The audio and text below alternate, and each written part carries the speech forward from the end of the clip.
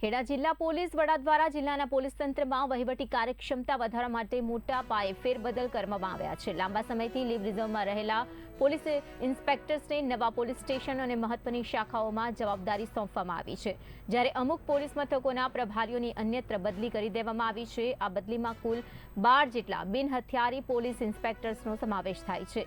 જિલ્લા પોલીસ કચેરી દ્વારા બહાર પાડવામાં આવેલ યાદી અનુસાર લીવ રિઝર્વમાં રહેલા પીએ યાદવને મહુધા પોલીસ સ્ટેશનમાં અને એમજે બારોટને એલઆઈબી શાખામાં મૂકવામાં આવ્યા છે। ડાકોર જેવા મહત્વના યાત્રાધામમાં બીપી પટેલની નિમણૂક કરવામાં આવી છે, જ્યારે એજી રાઠોડને મહેમદાબાદ પોલીસ સ્ટેશનનો હવાલો સોંપવામાં આવ્યો છે।